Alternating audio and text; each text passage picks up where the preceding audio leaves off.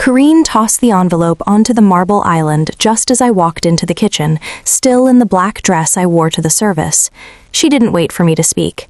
"Sign a deed to Grayson's trust by Thursday," she said, voice clipped, "or the state takes the vineyard by default." I hadn't even taken off my heels. She gestured to a man standing near the glass doors, looking out over the vines. Grayson, the man no one had ever mentioned. Her son, not my father's. She called him the only buyer fast enough to stop foreclosure. I walked past the envelope, poured a glass of water with hands that did not shake. Panic is for people who have time. I learned that from my father. I said nothing, just nodded and asked her for 1 week to say goodbye. She arched a brow, surprised I didn't argue, but she gave it. 1 week. She believed I was broken, that grief had made me pliable, that I'd sign because I couldn't imagine losing the land my father had poured 30 years of his life into. But I wasn't grieving. I was auditing. The moment she turned away, I noted the envelope. The seal was sloppy. The tax lien paper inside was cheap, wrong texture. Government notices in Oregon came printed on watermarked fiber stock. This was office copy paper. The font was too clean, sans serif instead of state serif. She was counting on my emotions to dull my senses. She didn't know that I was a digital archivist who handled restoration permits and zoning records for a living. Paper doesn't lie, but people do. I excused myself, said I needed time to pack. She smiled like a cat who believed she'd cornered the bird. I smiled back like the bird who had memorized the location of every exit. I started with my father's study, but it was bare, too bare. Desk drawers empty, filing cabinet gutted, only the surface items remained. Family portraits, a broken watch, his old corkscrew. Corrine had scrubbed the obvious. I turned instead to the library. He always hid real things in plain sight. Behind the second shelf, taped to the wood paneling, was a list, handwritten in my father's crooked block script. Payments, dates, vendors. One name stood out, Cascade Ridge Structural, 5-figure monthly payments for nearly 3 years, repairs for landslides, foundation cracks. But I'd lived here until last fall. There were no cracks, no emergency work, nothing but a repainted kitchen and new chandeliers Corrine had installed for her anniversary party. I opened the Oregon Contractors Registry. No such company was licensed. I checked business filings. Cascade Ridge was a dissolved LLC. Guess who the agent was? Grayson Helbrook. I laughed, not bitter, amused. Corrine had created a ghost company and funneled hundreds of thousands through it using my father's checkbook, and she thought I'd walk away with a single forged tax threat. She underestimated the daughter of Edwin Delaney. That night, I climbed up to the loft above the garage where my father kept the old family archives, boxes of canceled checks, handwritten notes, and brittle manila folders marked with dates. I worked by flashlight, quiet, except for the distant hum of the Vineyard fans. I sorted through each box methodically, looking for any mention of Corrine from before she claimed they met in 2009. And then, under a folder marked 1997 MISC, I found a thin envelope tucked behind a receipt for tractor parts.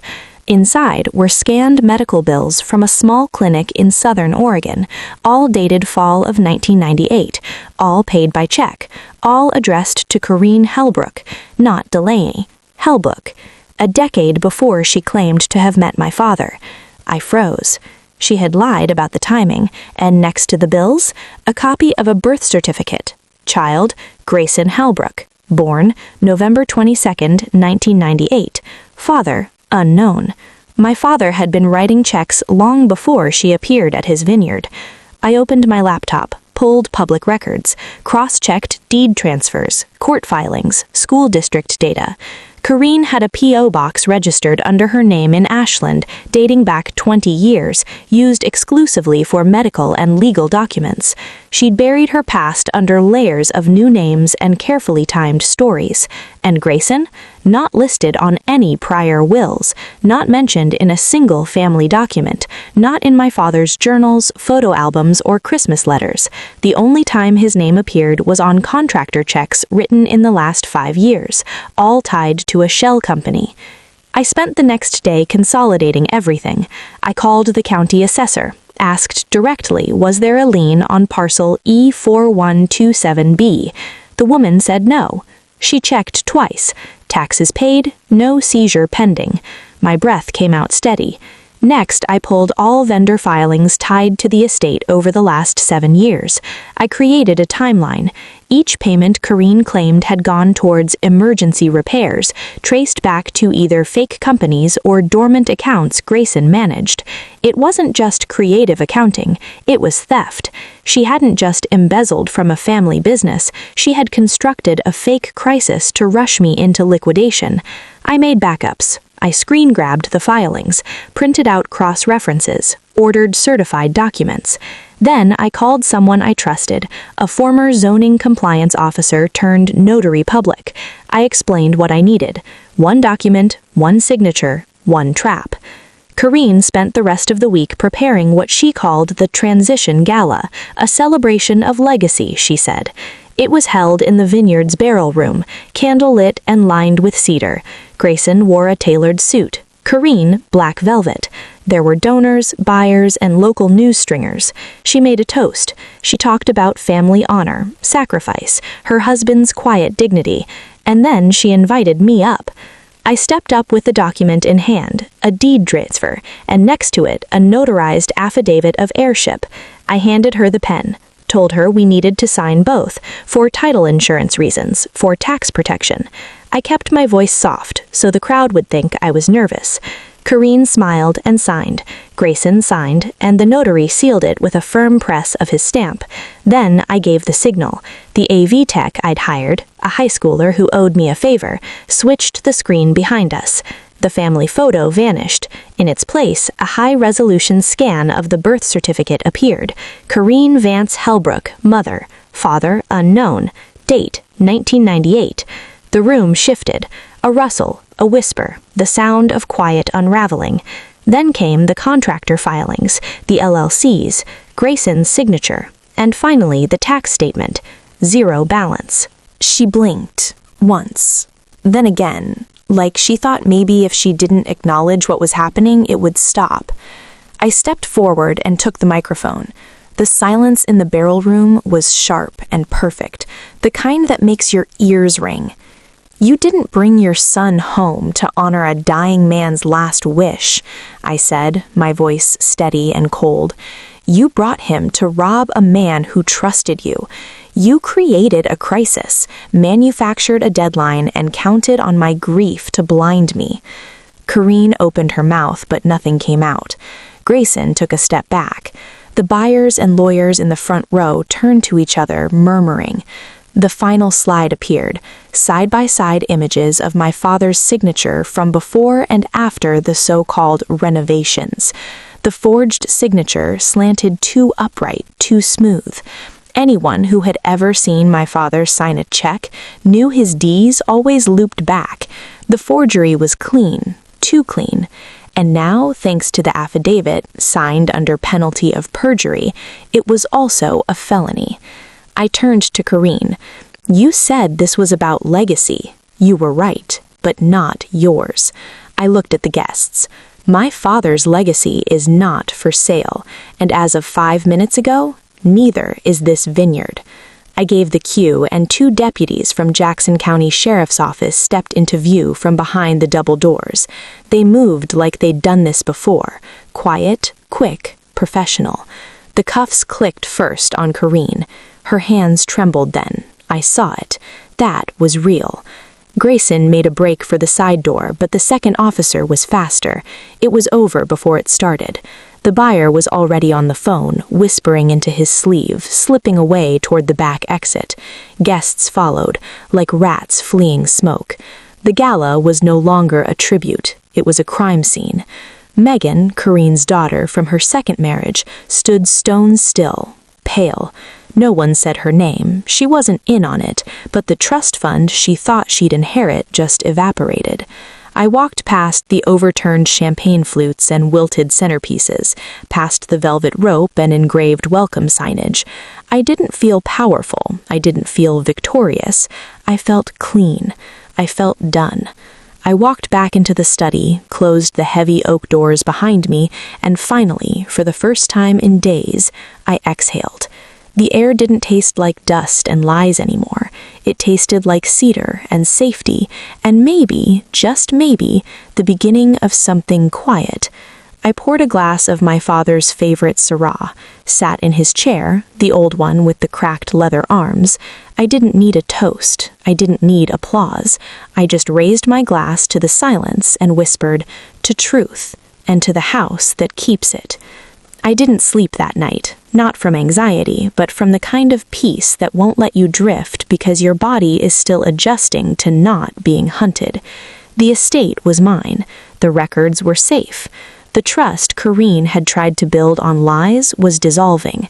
It wasn't just legal justice, it was narrative justice. But I knew the damage she caused wasn't limited to the money. That's how these stories always unfold. The financial theft is measurable. The emotional theft takes longer to calculate.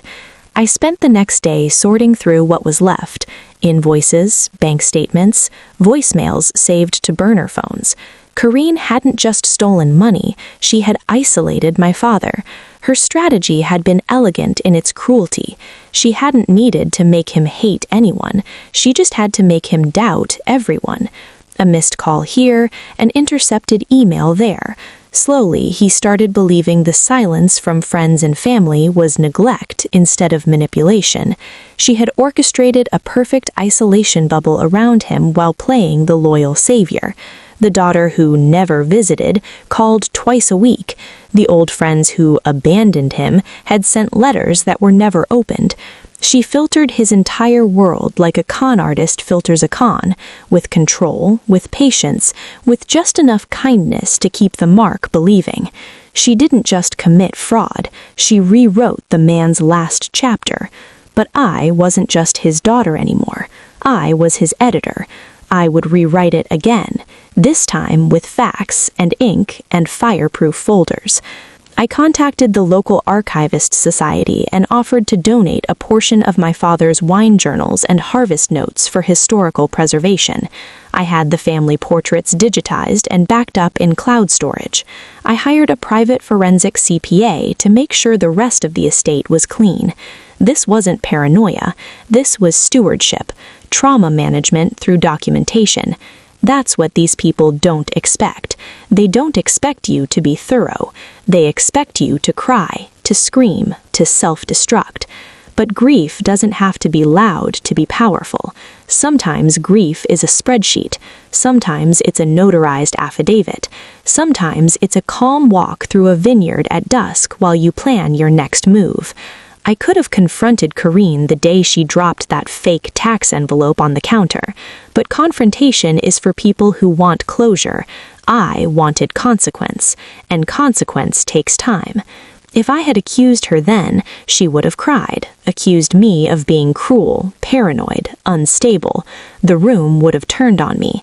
I didn't need to win the argument. I needed to win the timeline. So I waited. I documented. I leveraged her overconfidence. I let her make the final move. And she did. She signed that affidavit. She lied in public, in ink, on video. And that was the moment I stopped needing to argue. That was the moment the law took over. It's easy to ask, why didn't you do something sooner? But the better question is, why did she think I wouldn't? Because that's the difference between being raised by a manipulator and being raised by a man like Edwin Delaney. My father taught me how to survive with dignity, how to protect what matters, how to look someone in the eye and never blink first. Corrine thought she was playing chess. She didn't realize I was playing evidence. You don't win by yelling checkmate. You win by making sure every piece is accounted for, every move verifiable, every story sourced. I wasn't seeking revenge. I was building a record, because records can't be gaslit. They can't be manipulated in the moment. They sit, they wait, they endure. So when the time comes and your enemies sign their own perjury, the record doesn't scream, it whispers, and everyone hears it. The reporters were already camped out by morning. They snapped photos as Corrine was escorted from the county holding center, head down but still posturing like a misunderstood socialite.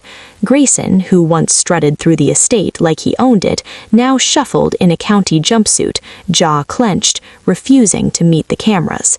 The local headlines called it a white-collar inheritance sting. But it was more than that. It was the final chapter of a slow, silent war over reality itself, one they thought I wouldn't fight, one they thought I couldn't win. The DA's office moved fast. With the signed affidavit, forged invoices, and video evidence, they didn't need a lengthy investigation. I turned everything over in a hard-bound dossier with color-coded tabs, not because it was required, because it was the kind of obsessive detail my father would have respected. Corrine was hit with felony fraud, wire fraud, perjury, and elder financial abuse. Grayson's charges were lighter, but the paper trail linked him directly to shell accounts and fake business filings. He had signed, he had stamped, he had smiled. Megan disappeared from town before the arraignment. She never sent a message, never said thank you. I didn't expect her to. She wasn't guilty, but she wasn't clean either. She knew about the payments, the sudden cash, the trips. She chose not to ask where it came from. Silence can be a form of participation, too. I stood by the east balcony of the estate as the last of the news vans rolled down the gravel drive, watched the dust settle over the vineyard rows. The land was quiet again. My father's house was no longer a stage for lies. It was a record hall, a ledger, and I was its curator. I had the contractor files notarized and sealed, placed them in the family vault beside birth records and land grants dating back a century. Not out of paranoia, out of preservation, because truth, like land, is something you keep, not something you sell under pressure. I could still feel the etched lines in the hallway where my height had been carved into the wood. Maris, age 6. Maris, age 12. Maris, age 17. My name in my father's handwriting. Still there. Corrine had tried to paint over it once. The paint peeled within a month. Some things don't erase easy. Some things fight back. I walked the perimeter every evening for weeks, not because I feared return, but because the land had been neglected. It needed to remember that it was wanted again. I pulled the dry weeds myself, cleaned the irrigation lines. I wasn't just protecting a property, I was making it sacred again. Sacredness isn't about holiness, it's about memory. It's about who stood where and why it matters. People think revenge is loud, that it's fire and screaming and dramatic exits, but the best revenge is documentation. Calm, precise, unshakable. The kind that doesn't burn bridges, it locks gates. The kind that doesn't demand an apology, it files a motion. Weeks later, the buyer who'd once waived a $3.5 million check called my lawyer. He wanted back in. I declined.